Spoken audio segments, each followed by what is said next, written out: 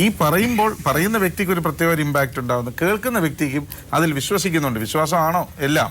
അങ്ങനെയാണ് എനിക്കൊരു ചെറിയ സംശയം. പണ്ട് വെളിച്ചപ്പാടും ഇതുപോലെ തന്നെ ആ തുള്ളുന്ന സമയത്ത് അല്ലെ, കുറഞ്ഞു തുള്ളുന്ന സമയത്ത് ചില കാര്യങ്ങൾ ഇങ്ങനെ പാസ് ചെയ്യുമ്പോൾ ചിലവരുടെ മുഖത്ത് നോക്കി പറയും എന്ന് കേട്ടിട്ടുണ്ട്. ട്രാഫിക് പോലീസ് സിഗ്നലിനും പകരം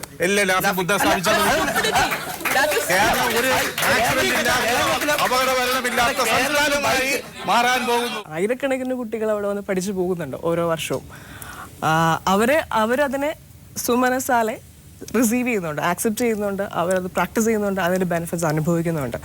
നമ്മളുടെ ഇടയിൽ കുറച്ച് സങ്കുചിത മനസ്സായിട്ടുള്ള അല്ലെങ്കിൽ മെന്റൽ അങ്ങനെ പലർക്കും പല ആറ്റിറ്റ്യൂഡ് ആയിരിക്കുന്നു. ഞാൻ തെറ്റു പറയുകയല്ല. ആയിരക്കണക്കിന് പേരുടെ പ്രവചനം നടത്തിയ ഒരു തിരുവനന്തപുരത്തുള്ള ഒരു പ്രമുഖ ജ്യോത്സ്യൻ ഇദ്ദേഹത്തിന്റെ മകൾ ഒരു ചെറുപ്പക്കാരനോടൊപ്പം നാട് വിട്ടു. അതേ ഇത് മുൻകൂട്ടി അറിഞ്ഞില്ലല്ലോ. നിശ്ചയിക്കുന്നതല്ല ജ്യോതിഷം. ജാതകശാൽ യഥാർത്ഥമായിട്ട് നമുക്ക് ശരിയാണെന്നുള്ളത് ഗ്രഹനില പ്രകാരം അറിയാം. ദാരിദ്ര്യമില്ലാതെയാക്കുക.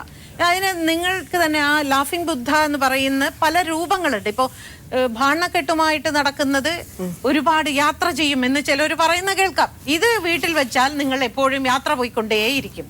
പിന്നെ കോയിൻസ് ഒരുപാടുള്ള ഒരു ലാഫിംഗ് ബുദ്ധ, അങ്ങനെയല്ലേ ഡോക്ടർ?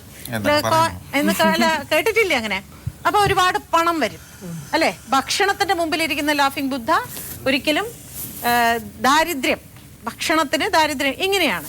അതല്ലാതെ ഈ ഫെങ്ഷുയിലോ ഒരിക്കലും ഈ ഭാവി, ഒരാളുടെ ജനനം, മരണം, അത്തരം കാര്യങ്ങൾ പറയുന്നില്ലേ?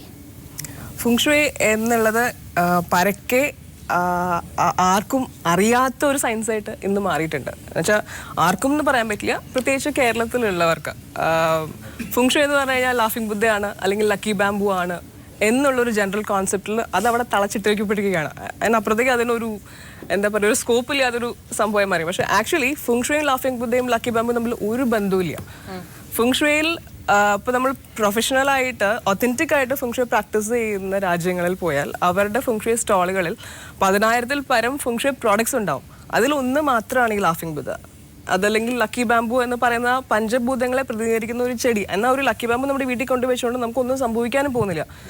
അത് അതിൻ്റെ പ്രൊപ്പോർഷനിൽ ചെടി ഇരിക്കേണ്ട സ്ഥലത്ത് ഇരിക്കണം.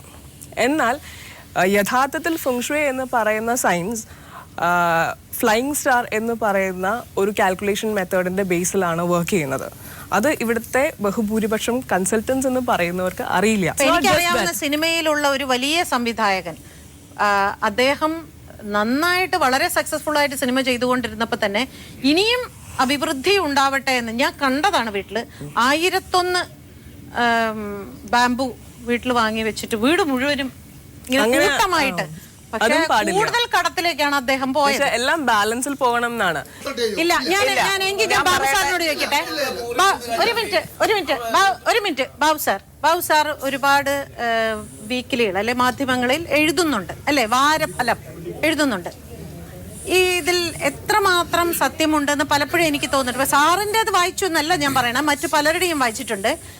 ഈ പിന്നെ 27 നക്ഷത്രം അല്ലെങ്കിൽ 12 മാസങ്ങളും എടുത്ത് വായിക്കുമ്പോൾ നമുക്ക് മനസ്സിലാവുന്നത് ഇതെടുത്ത് 12ാമത്തെ എടുത്ത് മറ്റിടത്തിട്ട് ഇങ്ങനെ ഒരു മിക്സിങ് ഇതിൻ്റെ ഇടയിൽ കാണുന്നുണ്ട്.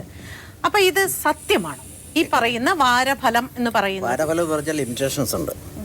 ഒരു നക്ഷത്രത്തെ ബേസ് ചെയ്ത് മാത്രമേ ഈ കാര്യങ്ങൾ പറയുന്നുള്ളൂ. ആ ജ്യോതിഷമായിട്ട് നമുക്ക് 100% കമ്പയർ ചെയ്യാൻ പറ്റിയ പിന്നെ ഒരു സൈക്കോളജിക്കൽ എഫക്റ്റ് അത് ശരിക്കും പറഞ്ഞു. ജ്യോതിഷം എന്ന് പറഞ്ഞ വേറെ, നക്ഷത്രഫലം സാർ പറയുന്ന ചിലപ്പോ ഒരു കൺഫ്യൂഷൻ ഉണ്ടാവുന്നുണ്ട്. ചിലപ്പോ സാറ് സൈക്കോളജി വിശ്വസിക്കുന്നുണ്ട്, ചിലപ്പോ സാർ ജ്യോതിഷത്തെ. അങ്ങനെയല്ല, നക്ഷത്രഫലം എന്ന് പറയുന്ന ഒരു നക്ഷത്രം എന്ന് പറഞ്ഞാൽ നമ്മൾ ഉദ്ദേശിക്കുക അറിയാമല്ലോ.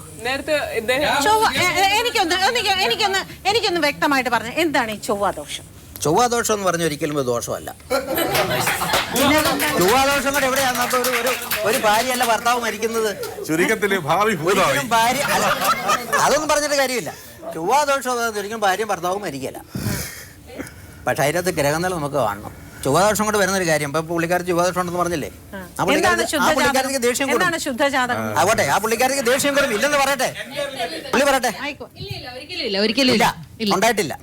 അങ്ങനെ സംസാരിക്കാറില്ല. നമ്മുടെ ശരിയല്ല. ആസ് എ പാർട്ട്ണർ എനിക്ക് കൃത്യമായിട്ട് പറയാൻ പറ്റും ഓൺ TV. പിന്നെ ഇയാൾക്ക് ദേഷ്യം വരുന്നത് വളരെ കുറവാണ്. പരിചയമുള്ള നിങ്ങളുടെ ഗ്രഹനില ശരിയല്ല. വളരെ കുറവ്. നിങ്ങളുടെ ഗ്രഹനില ശരിയല്ല, ജനസംഖ്യ ശരിയല്ല. ഈ ജ്യോതിഷിമാരെല്ലാം ചന്ദ്രൻ അവിടെ ഇരിക്കുന്നു, ശനി തലയുടെ മേളിൽ ഇരിക്കുന്നു, മറ്റേ അവിടെ ഇരിക്കുന്നു എന്നൊക്കെ പറയും. പക്ഷേ ഈ 10 പൊരുത്തങ്ങളും കഴിഞ്ഞ് ഇതിലെല്ലാം പൊരുത്തക്കേടുണ്ടെങ്കിലും 11ാമത് ഒരു പൊരുത്തമുണ്ട്, മനപ്പൊരുത്തം എന്ന് പറയുന്നത്. അത് ഈ ജ്യോതിഷിമാരും പറയാറില്ല. ആര് പറഞ്ഞു? അവര് പറഞ്ഞു കഴിഞ്ഞാൽ അവരെ പണി തീർന്നു. അവര് പറഞ്ഞു കഴിഞ്ഞാൽ അവരീ പറയുന്ന ചൊവ്വാദോഷവും അതുമെല്ലാം തീർന്നു. അവര് പറയുന്ന 10 ദോഷങ്ങളുടെ പൊരുത്തക്കേടും അവിടെ തീരുക. ഈ മനപ്പൊരുത്തം ഒന്നുണ്ടെങ്കിൽ മാർഗത്തില് ഈ ഇതിനെ സംബന്ധിച്ച ഒരു അധ്യായം ഉണ്ട്, വായിച്ചു നോക്ക്. നമുക്ക് വ്യക്തമായിട്ട് അറിയാവുന്ന ചില ജ്യോതിഷ പണ്ഡിതന്മാർ ചില വ്യക്തികൾക്ക് ഇന്ന സമയം ഇന്ന രീതിയിൽ ആക്സിഡന്റ് ആവും, അല്ലെങ്കിൽ സർപ്പദംശനം സംഭവിക്കാം എന്നൊക്കെ എഴുതിയിട്ട് അത് അതുപോലെ സംഭവിച്ചതായിട്ടും വായിച്ചിട്ടുണ്ട്. അപ്പൊ അതിനെ എങ്ങനെയാണ് നമ്മൾ? ഒറ്റ കാര്യമുള്ളൂ, നമ്മളിതൊരു സംതിങ് കാളുടെ പ്രോബബിലിറ്റിയിലാന്ന് പറയും. പ്രോബബിലിറ്റിയിലാന്ന് പറഞ്ഞാൽ ഒരു കാര്യം സംഭവിക്കാനോ സംഭവിക്കാതിരിക്കാനുള്ള ചാൻസ് 50% ആണ്. അതൊരു സ്റ്റാറ്റിസ്റ്റിക്കൽ നിയമമാണ്. ഞാനൊരു എക്സാമ്പിൾ ഞാൻ ചോദിക്കും, അത് തന്നെ പാമ്പ് കടി തന്നെയാണ് ഞാൻ പറയാണ്. ഇത് എന്റെ എസ്കേപ്പിസ് അല്ല, ഇത് സ്റ്റാറ്റിസ്റ്റിക്കൽ നിയമമാണ്. പ്രോബബിലിറ്റി ഇല്ല എന്ന് പറഞ്ഞു കഴിഞ്ഞാല് ചിത്രയുടെ മോഡല് കേരള സംസ്ഥാനം മുഴുവൻ റിപ്ലിക്കേറ്റ് ചെയ്യണം, എങ്കിലും ഇവിടെ അപകട മരണമേ ഉണ്ട്. അതാണ് ഞാൻ ഉദ്ദേശിച്ചത്. സാർ പറയൂ, ഇത് ശാസ്ത്രമാണോ അതോ വിശ്വാസമാണോ? ജ്യോതിഷം ഇപ്പം മുമ്പേ ഒരാൾ ഇവിടെ പറഞ്ഞ പോലെ ജ്യോതിശാസ്ത്രം ശരിയാണ്.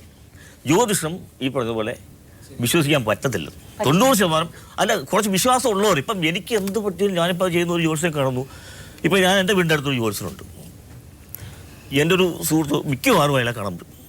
അയാൾ എവിടെ പോയാലും ജ്യോത്സ്യനോട് ചോദിച്ചിട്ടേ പോകുള്ളൂ. അയാളത്രയും കാലത്ത് ജീവിതത്തോട് അത് ഇടയ്ക്ക് അത്രയും കാലത്ത് അയാൾ ഡോക്ടറെ കാണാൻ പോയിട്ടുണ്ടാവില്ല, ജ്യോത്സ്യനെ കാണാൻ. ഒരു യാത്രയുണ്ട്, ഇപ്പോൾ തിരുവനന്തപുരം പോകണമെങ്കിൽ അയാൾ ജ്യോത്സ്യം ചോദിക്കും.